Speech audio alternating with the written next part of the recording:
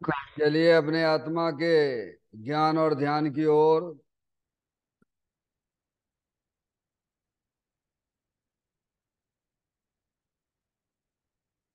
अपने चंचल मन को एवं चंचल उपयोग को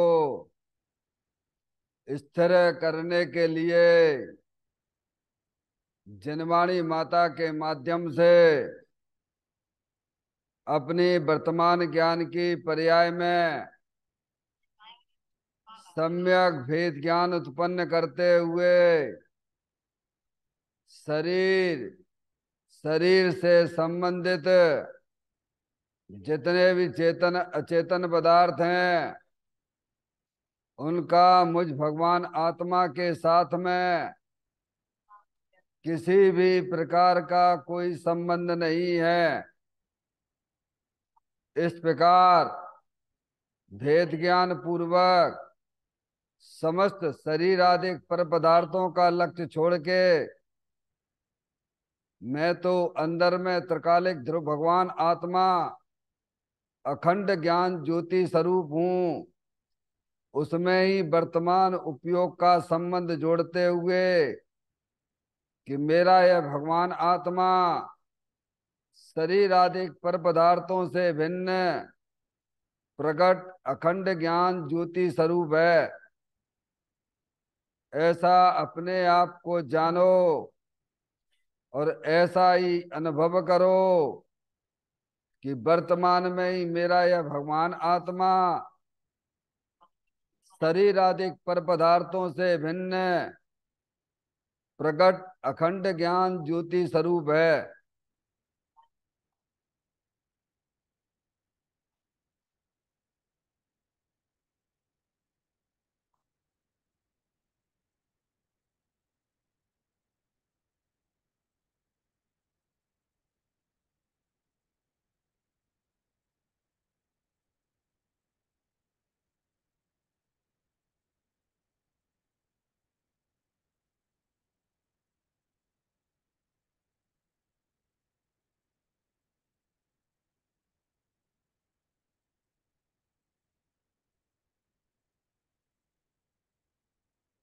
इसी प्रकार से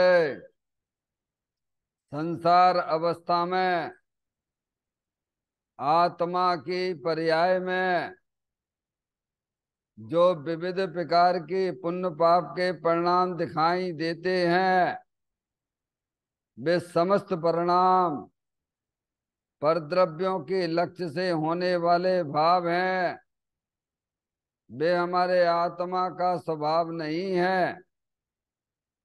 ऐसे समस्त रागादिक परिणामों में एकत्व बुद्धि, ममत बुद्धि, कर्तृत्व बुद्धि, भोक्तृत्व बुद्धि तथा उन रागादिक परिणामों की ज्ञाता बुद्धि को भी छोड़ते हुए अंदर में जो अखंड ज्ञान ज्योति स्वरूप भगवान आत्मा है जो कि पूर्ण निराकुलता वाला है, सुख शांति के भंडार स्वरूप है।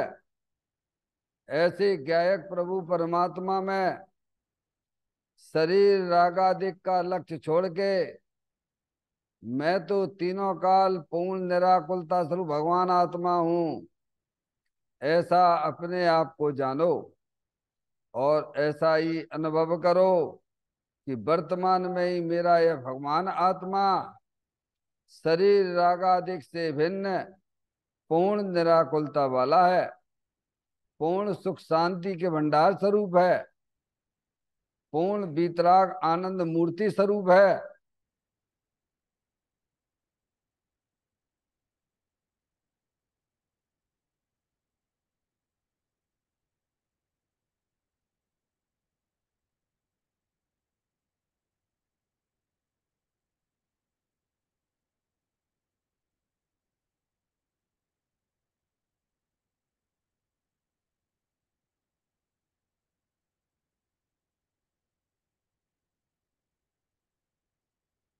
इसी प्रकार से संसार अवस्था में आत्मा की पर्याय में जो पर के लक्ष्य से होने वाला ज्ञान है, वह परलक्षी ज्ञान भी हमारे आत्मा का स्वभाव नहीं है। वह तो इंद्रिय जनित ज्ञान है। इस प्रकार शरीर, रागादिक और परलक्षी ज्ञान की पर्यायों से विभिन्न मैं तो एकमात्र अखंड ज्ञान ज्योति स्वरूप भगवान आत्मा हूं, ऐसा अपने आप को जानो और ऐसा ही अनुभव करो कि वर्तमान में ही मेरा यह भगवान आत्मा शरीर, रागादिक और खंड खंड ज्ञान की पर्यायों से विभिन्न एकमात्र अखंड ज्ञान ज्योति स्वरूप ही है।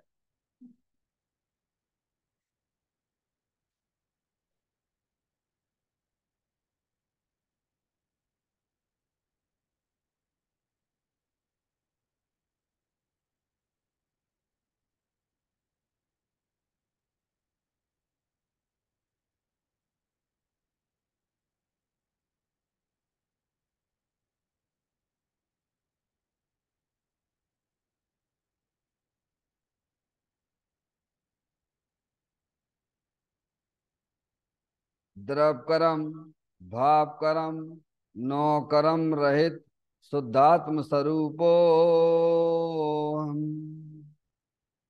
मेरा ये भगवान आत्मा सदा काल शरीर आदि नौ कर्मों से भिन्न है। मेरा ये भगवान आत्मा सदा काल ज्ञानावर्ण आदि 8 कर्मों से भी भिन्न है। मेरा ये भगवान आत्मा सदा काल मोह राग देश भाव कर्मों से भी भिन्न है। इस प्रकार द्रव कर्म, भाव कर्म, नौ कर्म, तीनों कर्मों से रहित मैं तो एकमात्र परम पवित्र शुद्धात्म स्वरूप हूं, ऐसा अपने आप को जानो और ऐसा ही अनुभव करो कि वर्तमान में ही मेरा यह भगवान आत्मा तीनों प्रकार के कर्मों से रहित एकमात्र परम पवित्र शुद्धात्म स्वरूप है।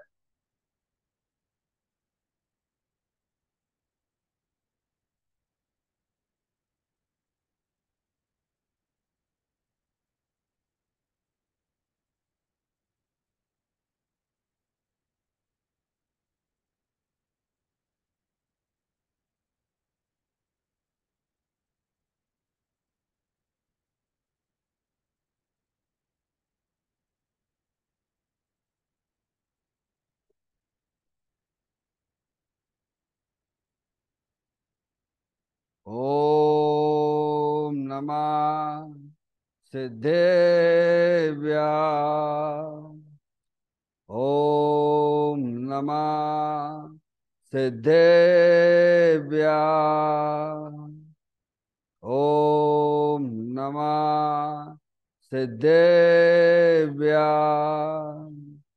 चिंतामणि सम स्वयं का चैतन्य तत्व महान है। निज का करूं मैं चिंतवन, निज का करूं श्रद्धान में।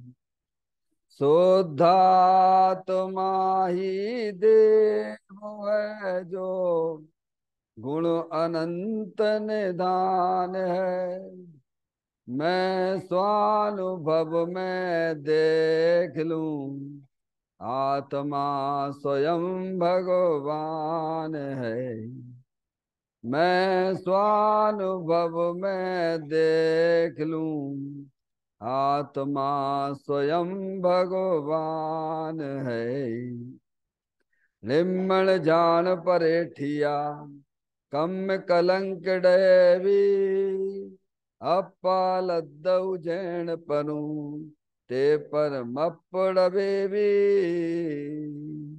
सब करम मल्लिका नाश करवरो, प्राप्त कर निज आत्मा जो लीन निर्मल ध्यान में नम कर निकल परमात्मा, सब नाश कर घन गाति हरे, अंत पद को पा लिया। कर नमन उन जिन देव को यह काव्य पथ अपना लिया।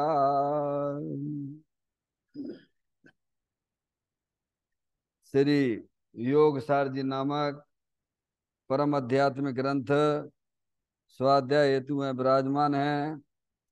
आज से 1400 वर्ष पहले इस महान पवित्र ग्रंथ की रचना दिगंबर संत योगेंद्र महाराज जी हुए हैं।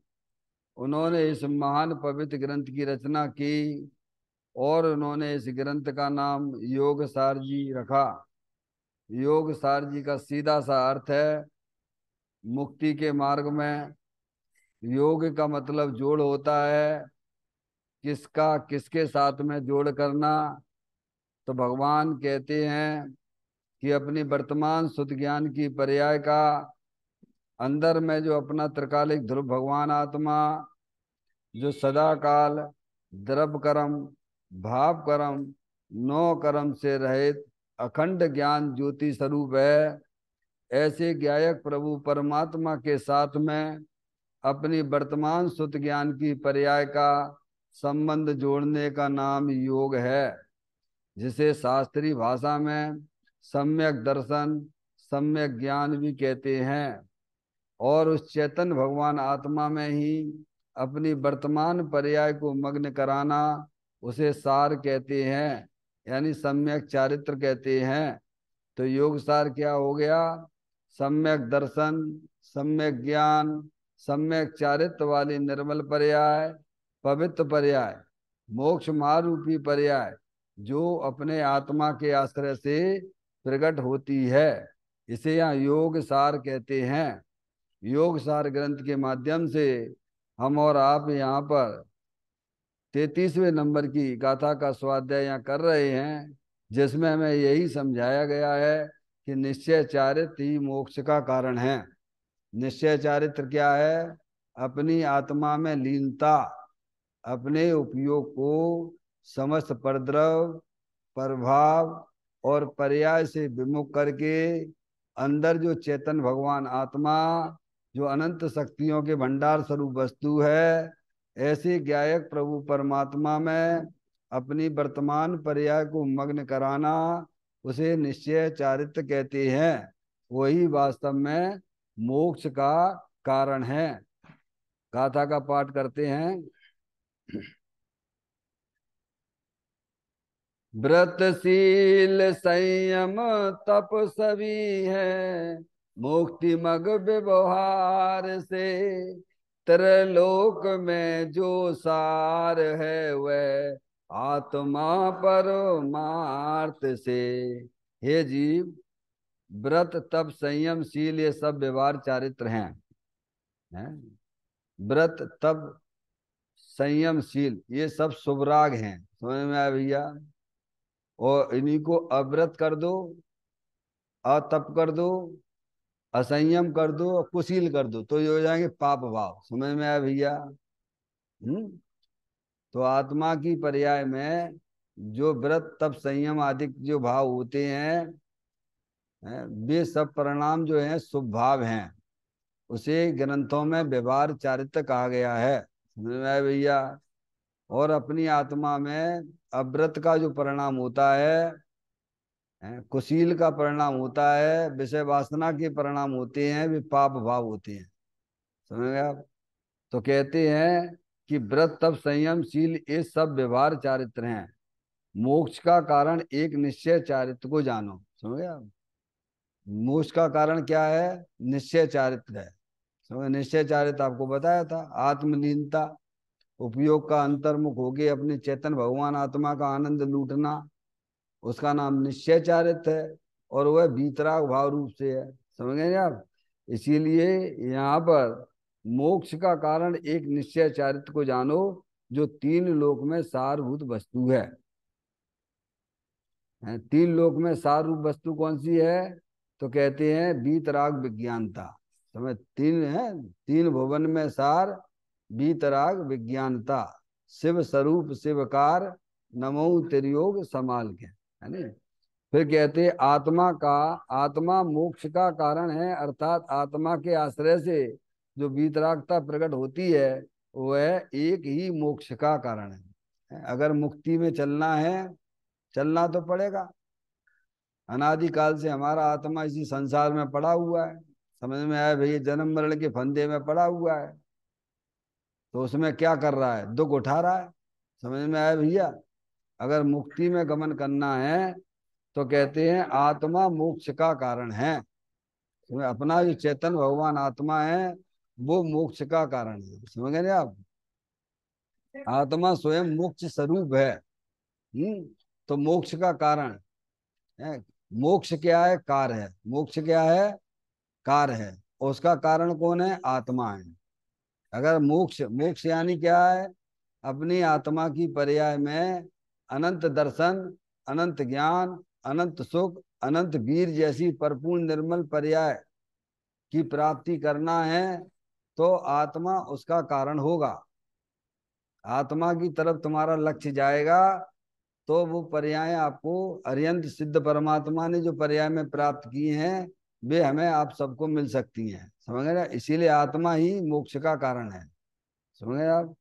आत्मा के आश्रय से जो वीतरागता प्रकट होती है, समझ गए, संसारी जीवों के लक्ष्य से और देव शास्त्र गुरु के लक्ष्य से होने वाले तो शुभ अशुभ राग हैं। क्या है? संसारी के लक्ष्य से, संसारी जीवों के आश्रय से, लक्ष्य से एक ही बात है, समझ में आया भैया। उनके आश्रय से तो अशुभ भाव होते हैं, पाप भाव होते हैं संसारी जीवों के लक्ष्य से। और देव शास्त्र गुरु के आश्रय से कौन सा भाव होगा? शुभ भाव होगा। तो वीतराग भाव किससे होगा? जो अंदर अविनाशी वस्तु वीतराग आनंद मूर्ति है ना, आत्मा का स्वरूप ही वीतराग आनंद मूर्ति स्वरूप है, समझ गए आप। उसका आश्रय करोगे। आश्रय करने वाली पर्याय है, कौन है? हमें पर्याय सबके पास में, बिना पर्याय का कोई द्रव होता नहीं है, समझ आप। जब वह पर्याय समझदार हो जाती है, जनवाणी माता के द्वारा अपने आत्मा के स्वरूप को पहचान लेती है, तब वही पर्याय श्रुत ज्ञान की पर्याय, मगर भेद ज्ञान पूर्वक शरीर रागादिक में अपनापन छोड़ के अंदर चेतन भगवान आत्मा में अपनापन करती है, समझ में आया भैया। आत्मा की दृष्टि करती है, समझ में आया, और उसमें लीन, समझ गए आप। तो आत्मा के आश्रय से जो वीतरागता प्रकट होती है, प्रकट होती है मतलब पर्याय में प्रकट होती है। आत्मा वीतराग आनंद स्वरूप है ना, आत्म वस्तु वीतराग आनंद मूर्ति स्वरूप है, अरूपी है। वह हमारे इंद्रिय ज्ञान का विषय नहीं है, समझेंगे आप। उसे तो शास्त्रों के द्वारा लक्षण से पहचान कर, है ना, उसकी दृष्टि करो, उसका आश्रय करो, तो पर्याय में क्या है? वीतरागता प्रकट हो जाएगी। सरल उपाय है, समझ गए ना आप। वीतरागता तो सभी के लिए इष्ट है ना, समझ गए ना आप। चारों अनुयोगों का सार तो वीतरागता ही है ना, समझ गए ना। तो वीतरागता कैसे आएगी? पर द्रव्यों की तरफ देखने से आएगी कि अपने आत्मा की तरफ देखने से आएगी? तो फिर आत्मा को पहचानो, आत्मा की तरफ देखिए आप। वीतरागता यानी मोह राग देश से रहित परिणाम, उसको बोलते हैं वीतरागता। क्या कह रहे? शिखा, संसारी जीवों के आश्रय से तो अशुभ भाव होता है, देव शास्त्र गुरु के लक्ष्य से शुभ भाव होता है, और अपने आत्मा के आश्रय से वीतरागता प्रकट होती है।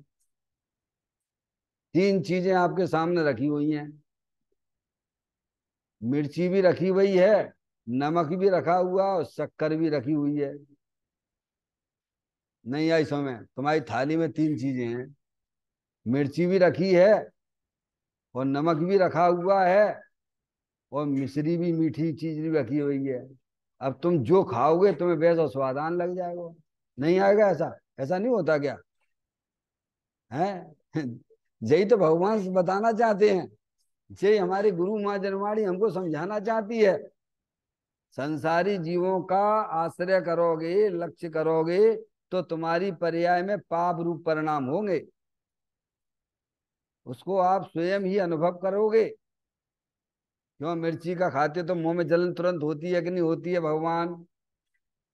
संजय भैया, हैं कि बाद में होगी? मिर्ची अभी खा रहे हैं, बाद में होगी जलन। ऐसे ही आत्मा की पर्याय में हिंसा के, झूठ के, चोरी के, कुशील के, परिग्रह के, विषय वासना के जब परिणाम होते हैं, उस समय आत्मा संकलेश रूप परिणामों सहित बरतता है भगवान। दुखी होता है वो भगवान। आप ऐसे ही नमक खाओगे तो नमक का स्वाद आएगा, शक्कर खाओगे तो शक्कर का स्वाद आएगा। आएगा कि नहीं आएगा? हम्म? तो ये ज्ञानी हमें यही समझाना चाहते हैं, समझ गए ना आप? तो देव शास्त्र गुरु के आश्रय से तो स्वभाव होता है। संसारी जीवों के लक्ष्य करने से निरंतर 24 घंटा देखो अपना जीवन काय में जा रहा है, अपने परिणाम काय में लगे रहते हैं। स्वयं विचार करिए आप, किसी किसी से पूछना तो रहूं मैं। आपके स्वयं अनुभव में भी आता है, वेदन में भी आता है। तो मैं अंदर अपना चेतन भगवान आप तुम्हारा बीतराग आनंद मूर्ति स्वरूप है, सुख शांति के भंडार स्वरूप वस्तु है। अब चूंकि हमें ज्ञान नहीं है, उसका श्रद्धान नहीं है, इसीलिए बारी बार संसारी जीवों का लक्ष्य करके वर्णन कर रहे हैं। कब से कर रहे हैं? अनादिकाल से करते चले आ रहे हो। आर्त ध्यान और रौद्र ध्यान में हमारा जीवन अनादिकाल से निकला है। कभी हमने अपने आत्मा की सुध ही नहीं ली है, समझ गया? आत्मा की सुध देने वाली तो माँ जनवाणी माता है। वहां पाओगे, सुनोगे, समझोगे, निर्णय करोगे। समझ में आया भैया? तो ये जो मनुष्य पर्याय मिली है, ये हमारे महान पुण्य के उदय से मिली है। ये शास्त्र का जो समागम मिला है, महान पुण्य के उदय से मिलता है। देखो नहीं, इससे पहले अपना आत्मा कहाँ पर था?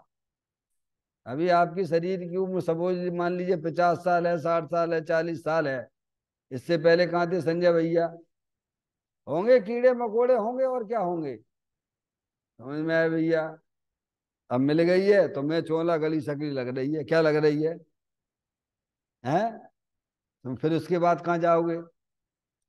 अरे रहोगे तो तुम अनादि अनंत रहने वाले हो ना। आत्मा ही रहोगे, कुछ और हो जाओगे?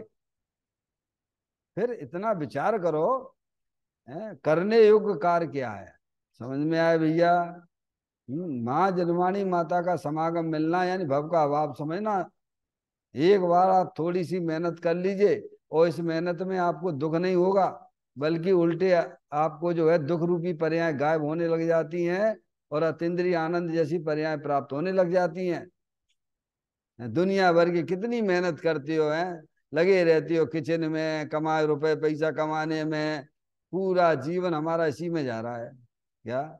भाइयों को कमाने से फुर्सत नहीं, भाइयों को भोजन बनाने से फुर्सत नहीं है, बच्चों को पढ़ने से फुर्सत नहीं है क्या? बालपने में ज्ञान न रहो, तरुण समय तरुणियत रहो, अर्ध मृतक संबूढ़ापनो, कैसे रूप लखे अपनो। समझ में आया भैया? देखो नहीं, अपन जहाँ स्टेज पे आ गए हैं, ये बातें अपन को यहाँ समझ में आती हैं। उस समय तो क्या है, लो भैया स्कूल का बस्ता लाद दिया गया, चलिए साहब, चलने लगे उसी धारा में। समझ में आया माधुरी? ऐसा अपना जीवन पूर्व का रहा कि नहीं रहा? उधर ही बह गए ना। और फिर उसमें भी कंपटीशन क्या है, स्कूल में भी जाके हैं गधे ऐसी काम करवा रहे थे। समझ में आया भैया? ये तो यहाँ आके समझ में आती है ना, हमारा पूरा का पूरा जीवन कैसा जा गया है। अभी भी कुछ नहीं हुआ, भगवान कहते हैं अभी भी तुम अगर समझ जाओ। हम्म, तो कहते हैं यहाँ ये बताते हैं कि संसारी जीवों के लक्ष्य से होने वाला अशुभ भाव है, देव शास्त्र गुरु के लक्ष्य से होने वाला शुभ भाव है, और आत्मा के आश्रय से होने वाला अतीन्द्रिय आनंद वीतराग भाव, मोह राग देश के परिणाम रहित वीतराग आनंद की उत्पत्ति होती है। संजय भैया, समझ में आया भैया? हम्म तो ये वीतरागता रूप उत्पत्ति जो होती है, बैर मुक्ता से नहीं अंतर मुक्ता से होती है। बैर मुक्ता से तो अशुभ भाव और शुभ भाव होते हैं, उसे ज्ञानी हे रूप जानते हैं। अभी आगे चर्चा आने वाली है माधुरी, है ना, अभी उसी की चर्चा आने वाली है। कहते हैं कि आत्मा के आश्रय से जो वीतरागता प्रकट होती है वह एक ही मोक्ष का कारण है। तो अंतर्मुक्ता वीतरागता कैसे आएगी?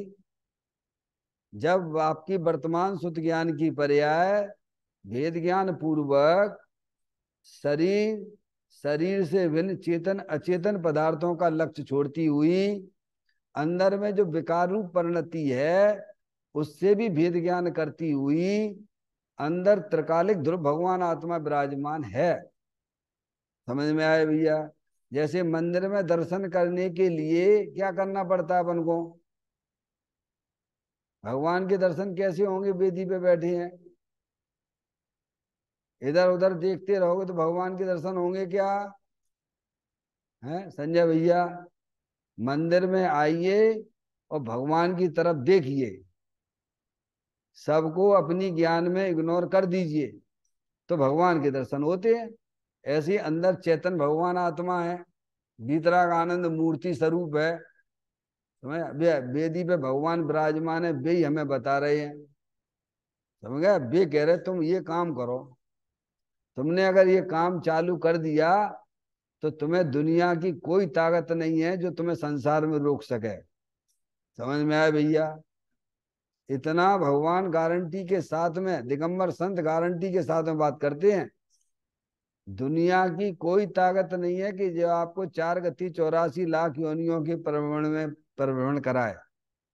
तुम्हें 4 गति 84 लाख योनियों के परिभ्रमण से छूटने का तो एक ही उपाय है कि अंदर अविनाशी वस्तु सदा काल विद्यमान है, अनंत शक्तियों के भंडार स्वरूप वस्तु है, जिसने आज तक शरीर को छुआ नहीं है, जिसने आज तक कर्मों को छुआ नहीं है, जिसने आज तक रागादिक परिणतियों को छुआ नहीं है, ऐसी अविनाशी शाश्वत वस्तु अंदर में विराजमान है।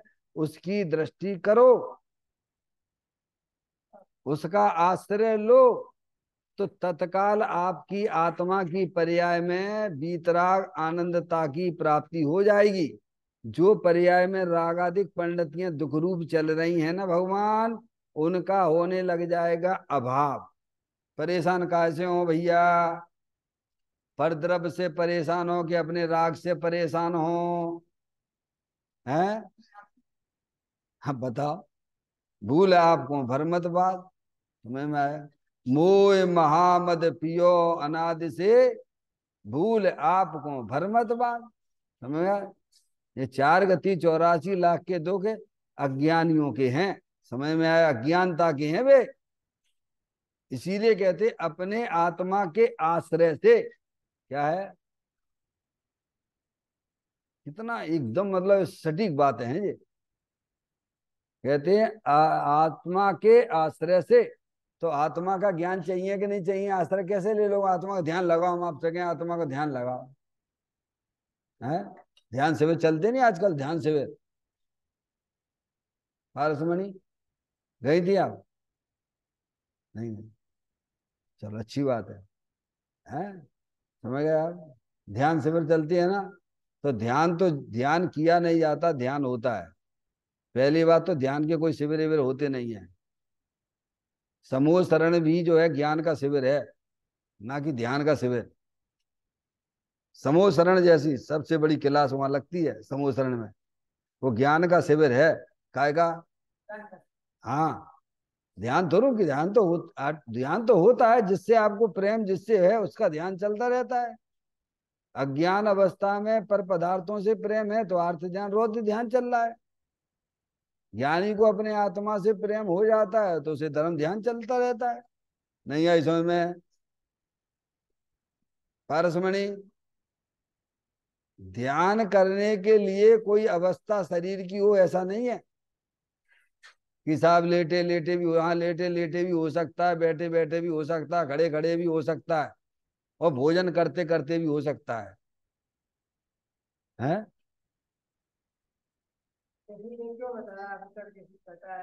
हैं? हैं? हम्म। ज्ञान करो। क्या उपयोग इधर उधर तो कसाई की मंदता हो जाएगी, क्या हो जाएगा उसमें? समझ में आएगा नहीं, इसीलिए बताते हैं कि उपयोग इधर उधर। अब ज्ञान करोगे, सच्चा ज्ञान करोगे तो अपने आप का ऐसा तुम्हारा उपयोग उधर ही जाएगा।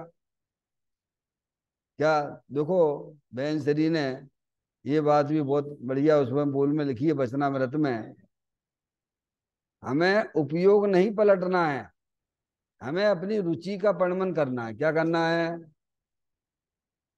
अब रुचि तो हमारी पड़ी हुई है कहाँ, नहीं आई समझ में। वो सेठ का उदाहरण नहीं आया क्या अपने यहाँ पे ग्रंथों में? सेठ सामायिक में बैठा था। बोलो, बैठा था कि नहीं बैठा था संजय भैया? पता है कि नहीं पता है? हैं? क्या हुआ फिर उसका? हैं? कौन सी गति में गया? वहीं उसके प्राण छूट गए। तो कौन सी गति में हुआ? दुनिया वाले क्या कहेंगे? बहुत बढ़िया गति भई है, सामायिक करते करते हैं वे तो स्वर्ग में गए होंगे भगवान, इससे बढ़िया गति क्या होती है? सही बात है कि नहीं है? गए स्वर्ग में? कहाँ गए? तो ध्यान काय का चल रहा था? पानी का, पानी का, पानी का। तो काय में पैदा हो गए फिर? कहाँ गए? वही वही बावड़ी में पैदा हो गए, मेढक बन गए। समझ में आया भैया? समझो जैन दर्शन क्या चीज है। इसीलिए हम बारंबार कहते हैं अपने परिणामों पे ध्यान दीजिए आप। स्थान विशेष पे ना तो पाप होता है, ना पुण्य होता है, ना धर्म होता है। सारा खेल परिणामों का है। संजय भैया समझ में आ रही है?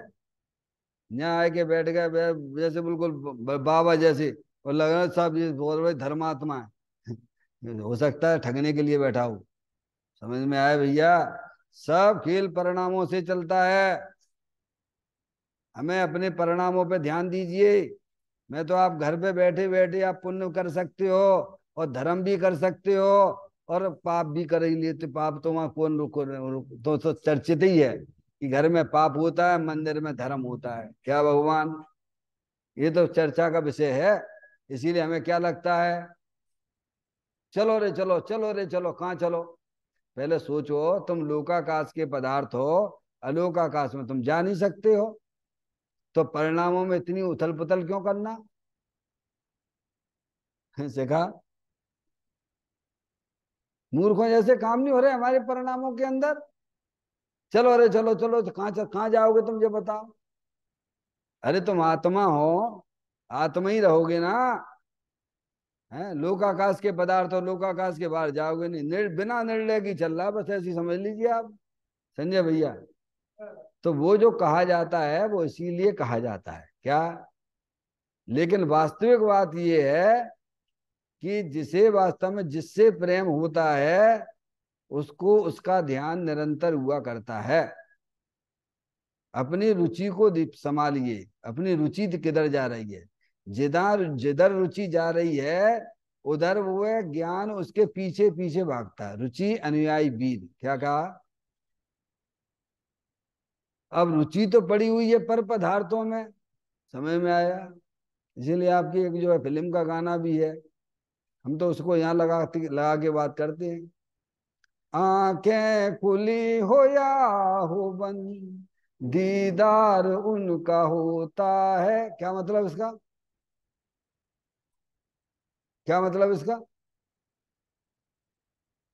है? आंखें खुली हो या हो बंद, दीदार उनका होता है।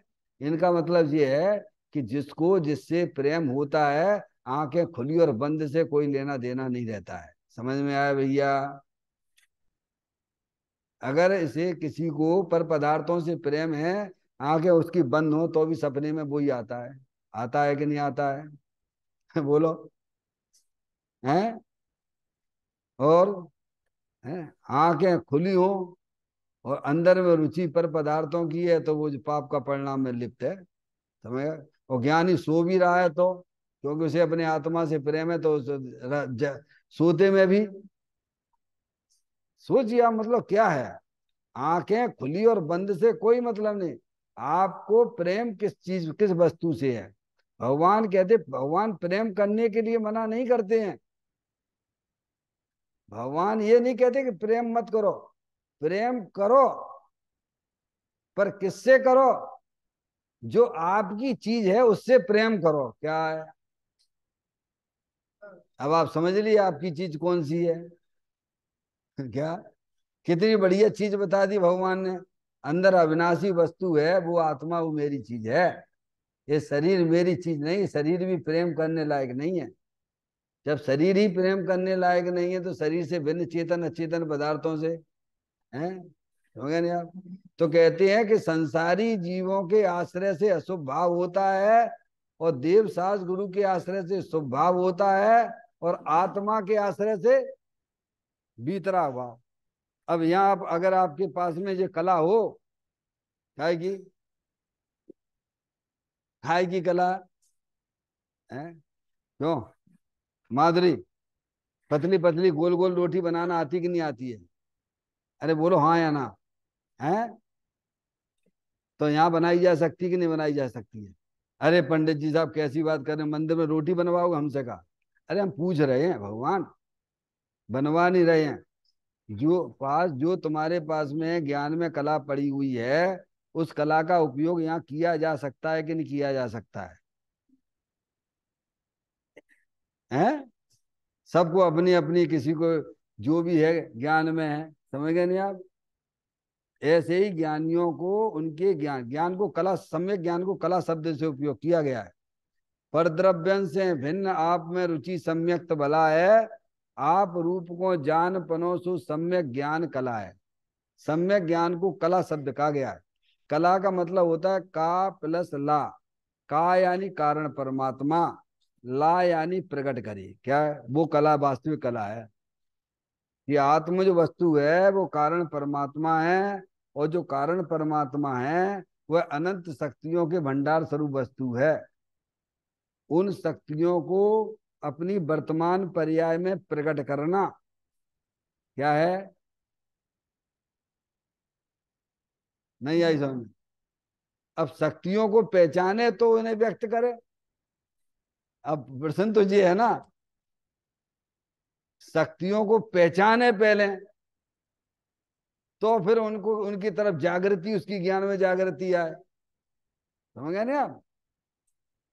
इसीलिए सम्यक दृष्टि जीव जो है ना, इंद्रिय विजयी कहलाता है, राग को भी जीतने वाला कहलाता है। क्योंकि इंद्री और राग को जीतने का कारण तो अंदर कारण परमात्मा है। द्रव इंद्री, भाव इंद्री, और उनके जो विषय, समझ में आया भैया? सब इंद्री हैं, उनसे भिन्न जाने आत्म को। क्या? सब पे विजय प्राप्त कर ली कि नहीं कर ली? बोलो कितनी बढ़िया काम है। हैं? तो आत्मा के आश्रय से वीतरागता प्रकट होती है। समझ में आया भैया? संजय भैया, इसमें अपना उपयोग लगाइए आप कि हैं। क्या बोलने से कहा?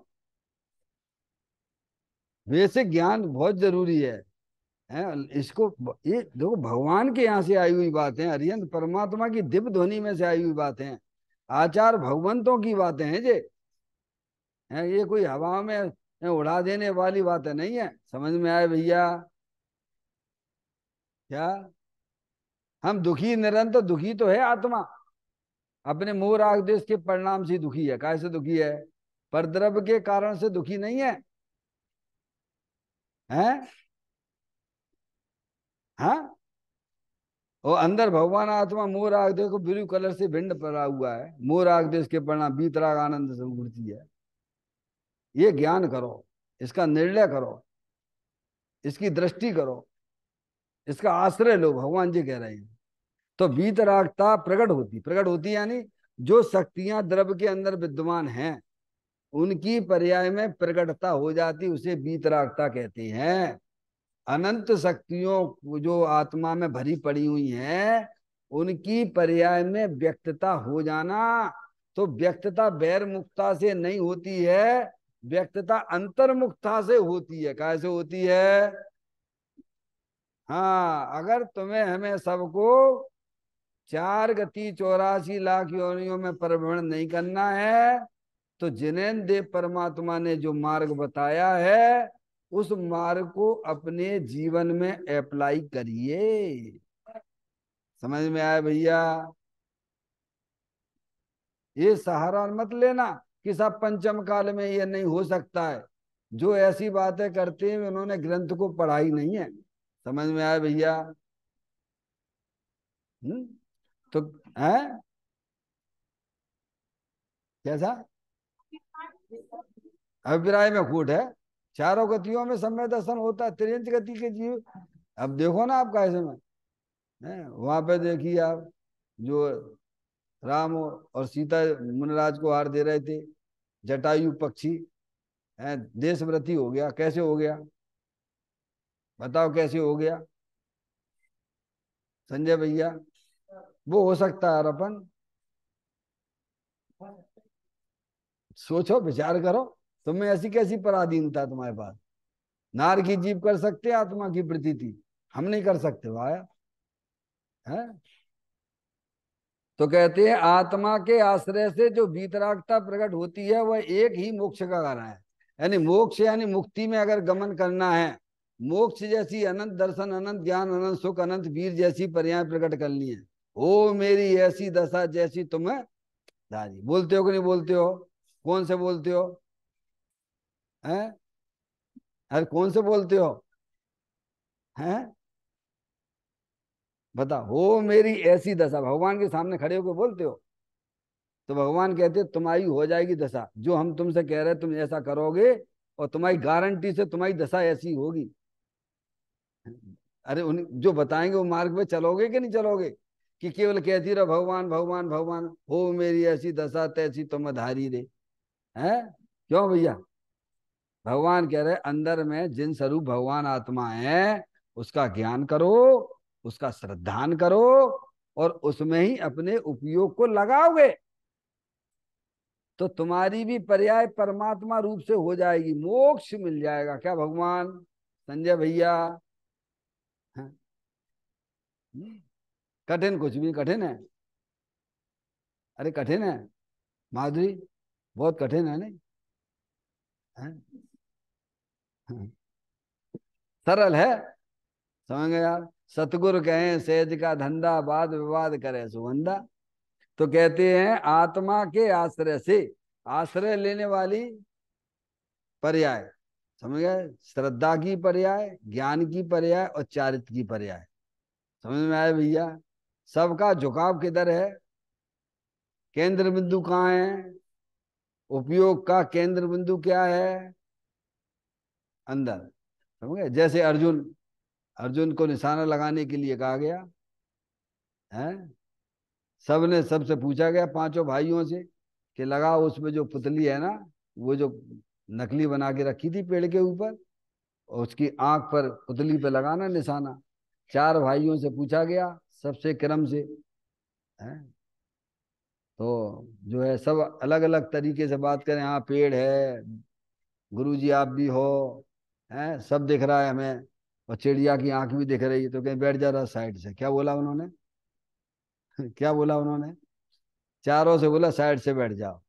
उनका नंबर आया, किनका? अर्जुन का।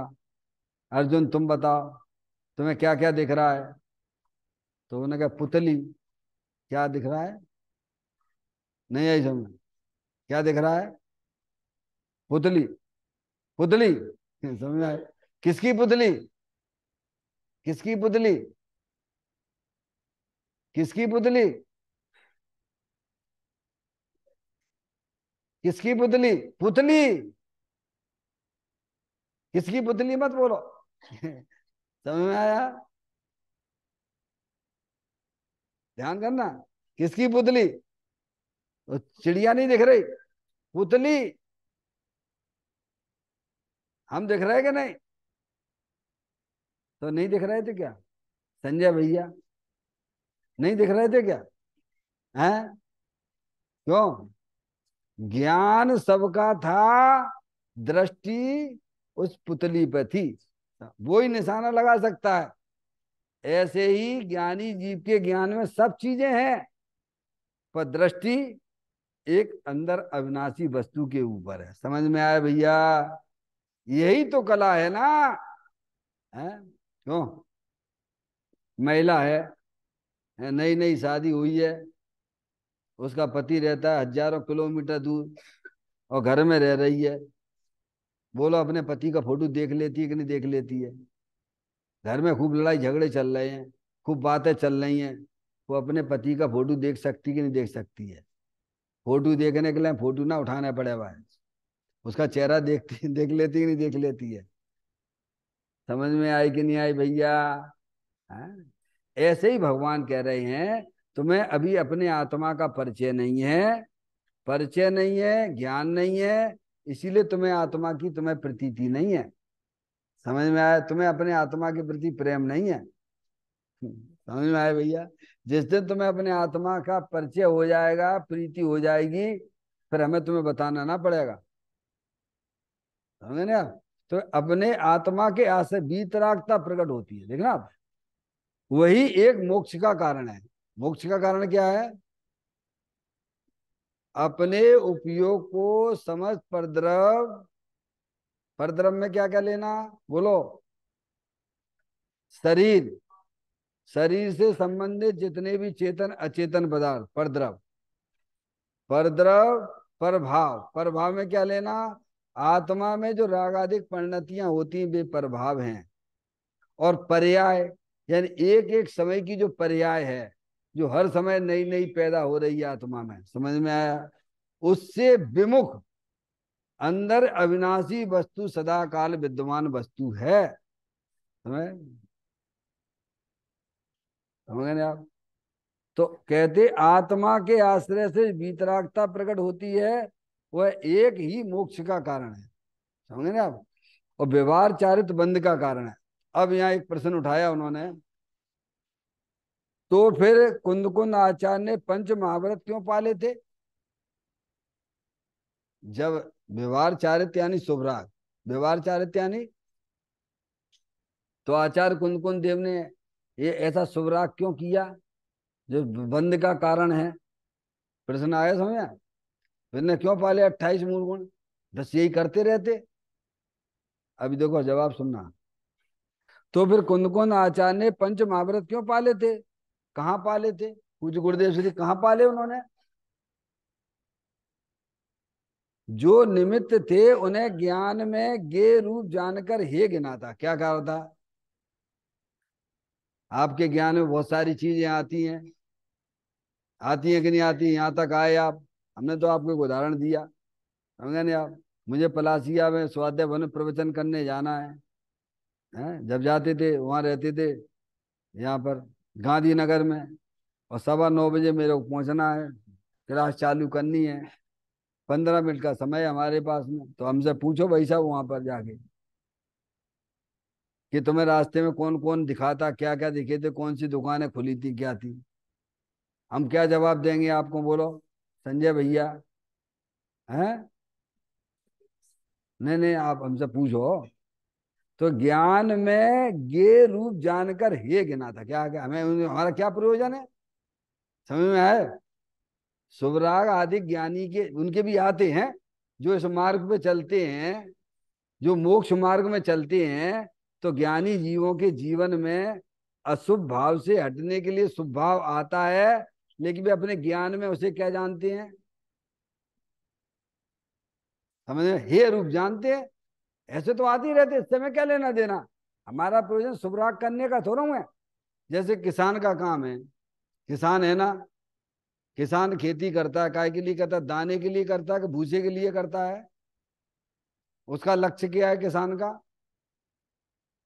अरे बोलो, किसान से पूछो कि साहब खेती काय के लिए कर रहे हो? काय की आपने फसल करी है? भूसे की, गेहूं की, क्या?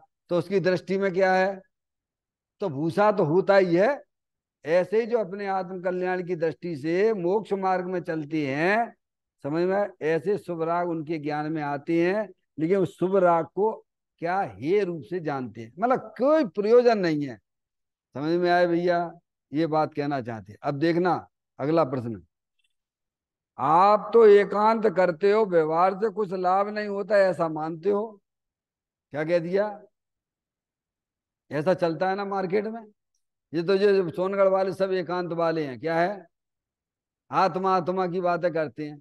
और तुम कौन हो? आत्मा नहीं तो कौन हो? तुम आत्मा आत्मा की बातें करोगे, समझोगे, तो तुम भी मोक्ष मार्ग में चलोगे। और तुम विरोध करके क्या कर लोगे? क्या करे, पाप का बंद करोगे। समझ में आई? देखना, आप तो एकांत करते हो, व्यवहार से कुछ लाभ नहीं होता ऐसा मानते हो। समझ गए ना आप? परंतु भाई, करुणा के शब्द हैं ज्ञानी के, परंतु भाई यह आचार क्या कहते हैं? व्यवहार है, होता है, परंतु मोक्ष का कारण तो निश्चय आत्मा का आश्रय करना ही है। क्या क्या सीखा? क्या कहा, बोलो भैया। है? अरे भाई किसान हैं।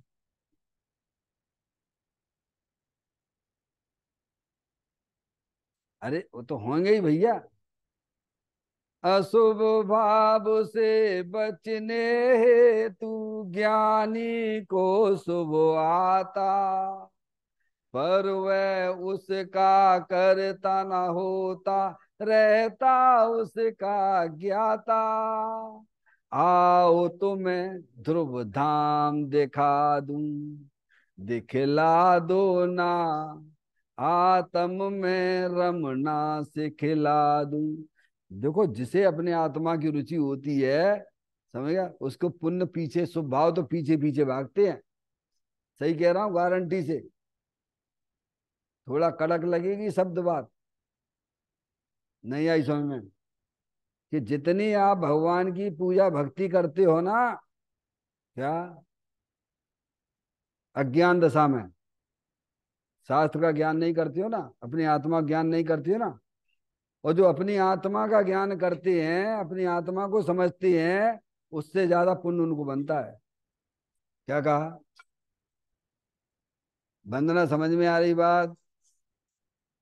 शास्त्र का ज्ञान नहीं करते हैं और अज्ञान दशा में लगे रहते हैं, कैसे मस्त रहते हैं, कैसे, तुम्हें क्या लग रहा है?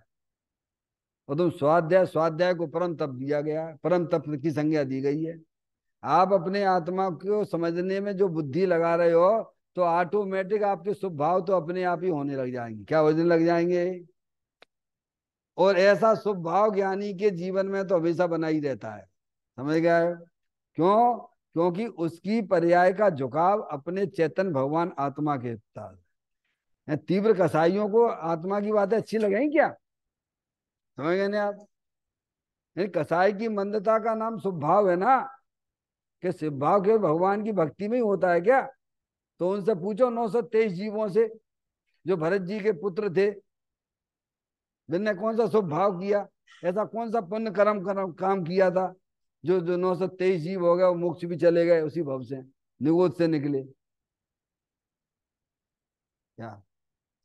अरे जो निगूत से निकलने वाला जीव है, दो इंद्रिय पर्याय में आता है कि नहीं आता है?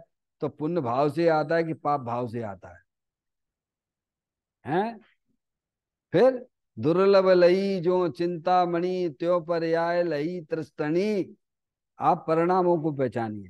सारा खेल परिणामों में है। तो परिणामों में ही मोक्ष है, और परिणामों में ही कैसा में पाप परिणाम, पुण्य परिणाम और धर्म परिणाम, है ना?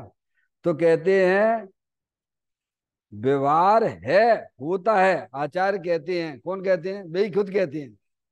यहाँ आचार कहते हैं। कौन आचार? यहाँ यानी इस गाथा में, शुरू शुरू में ही बता गया इस गाथा में। नहीं, योगेंद्र महाराज, यहाँ यहाँ यानी इस गाथा में, यहाँ यानी पूज्य गुरुदेव श्री जब कह रहे व्रत तप आदि जो है, वे सब व्यवहार चारित्र हैं। नहीं आई शुरू शुरू गाथा में आया ना? अरे यहाँ लिखा ना, यहाँ आचार्य कहते हैं व्यवहार है, होता है। कब मना किया है? शुभराग है, हम तो शुभराग कह रहे हैं ना। समझ गए? व्यवहार चारित्र है, कोई निश्चय चारित्र हो, निश्चय चारित्र तो अपने आत्मा के आश्रय से। यहाँ आचार्य योगेंद्र महाराज हमको समझा रहे हैं ना। पूज्य गुरुदेव श्री से बात को खुलासा करते हैं। यहाँ आचार्य कहते हैं व्यवहार है, होता है, परंतु दूसरी लाइन में क्या कह दिया, परंतु मोक्ष का कारण तो निश्चय आत्मा का आश्रय करना ही है। क्या है संजय भैया? अपना सारा ध्यान किधर देना, ज्ञान की पर्याय पे भजन किधर देना? माधुरी, वर्तमान शुद्ध ज्ञान की पर्याय है कि नहीं है? तो किधर भजन देना? अपने आत्मा की तरफ ध्यान करो। समझ में आए? वही वास्तव में तीन लोक में सारभूत वस्तु है।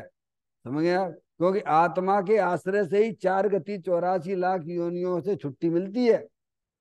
और उसको नहीं जानोगे संजय भैया, रहोगे तो हैं कुछ और हो जाओगे क्या? समझे? इसीलिए यहाँ कहते हैं मोक्ष का कारण तो निश्चय आत्मा का आश्रय करना ही है। स्वाधीन पराधीन सपने सुख नहीं, स्वाधीनता सुख स्वरूप है। समझ गए ना आप? तो ज्ञानी हमको स्वाधीनता की शिक्षा देते हैं। अनादिकाल से हमारी वर्तमान पर्याय, समझ, पर्याय पर का आश्रय लिए बैठी, इसलिए पर्याय में क्या हो रहा है? पामरता, पामरता चली आ रही है। क्या आ रही है कि नहीं आ रही है? तो पामरता कैसे मिटेगी? पर के आश्रय से मिटेगी कि स्वयं के आश्रय से मिटेगी? प्रभुत्व नाम की शक्ति किसमें है? अरे किसमें है प्रभुत्व नाम की शक्ति? तो प्रभु पर्याय में प्रभुता प्रकट करने हैं कि नहीं करने हैं? तो किन की तरफ देखने से प्रभुता प्रकट होती है? आत्मा की तरफ देखने, आत्मा में प्रभुत्व नाम की शक्ति है, उसकी तरफ देखने से पर्याय में प्रभुता पामरता गायब हो जाती है और प्रभुता प्रकट हो जाती है। और तुम्हें क्या चाहिए भगवान? समझ में आया भैया? इसीलिए यह कहते हैं मोक्ष का कारण तो निश्चय से आत्मा का ही आश्रय लेना है। बाकी चर्चा अपन कल करेंगे। निज निधि निज मैं बताई, यह अनंत अनंत उपकार है, उसके लिए जिन वाणी माँ को वंदना सतबार है, वंदना सतबार है। 9 बार नमोकार मंत्र का स्मरण।